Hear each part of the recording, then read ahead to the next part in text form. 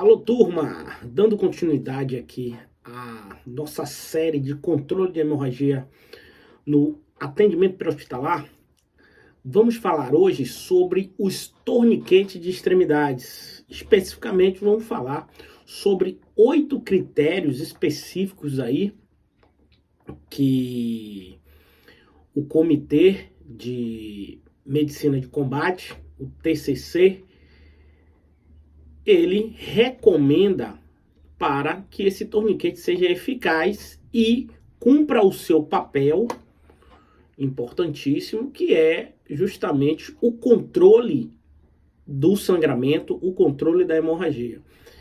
E como primeiro critério, ele traz lá que esse torniquete ele precisa ter a oclusão arterial. Obviamente, o torniquete ele precisa fazer o seu papel, que é justamente ocluir essa artéria. Como número 2, ele traz aí o tempo da aplicação, que ele traz um tempo de oclusão menor que 60 segundos ou um tempo para completar maior do que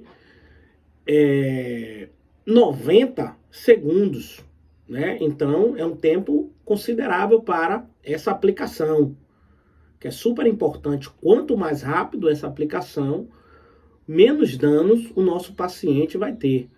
O número 3, ele traz como uma simplicidade da aplicação, né? Ele precisa ser simples, nada muito complexo, justamente para simplificar a aplicação do operador de APH. Né? Ele precisa ser de fácil de utilização, fácil de usar. Os passos para completar ele precisa ser também de fácil manuseio, né? Como quarto item, ele traz aí que sobre a pressão, precisa atingir uma pressão para ocluir inicialmente, né? E o ponto de dano, ele vem trazendo também como algo importante, o ponto de dano. Como quinto critério, ele vem falando das especificações do torniquete. Precisa ter uma largura ideal, né?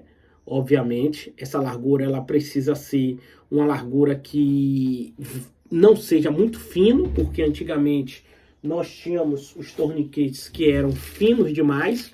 Hoje nós já temos esse torniquete que a largura dele é uma largura essencial, e aqui é um torniquete CAT7, e ele tem a largura justamente para oferecer aí a sua eficácia na sua utilização.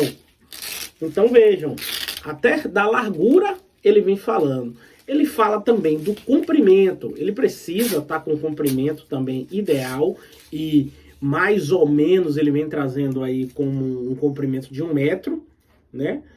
Esse mecanismo de tranca, que a gente chama aqui de molinete ou trava, ele precisa também ter esse mecanismo de tranca, que é justamente nesse movimento que a gente vai fazer, vai apertar, né? E ele vai atingir o seu objetivo, que é justamente fazer parar o sangramento, né? Atingindo assim a artéria. O registro do tempo, ele precisa estar aqui especificado também, o registro do tempo.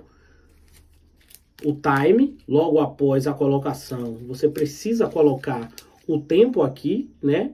Para o operador que estiver lá no intra-hospitalar, no momento da transferência dos cuidados, ele tem a noção de quanto tempo de isquemia aquele membro passou, né?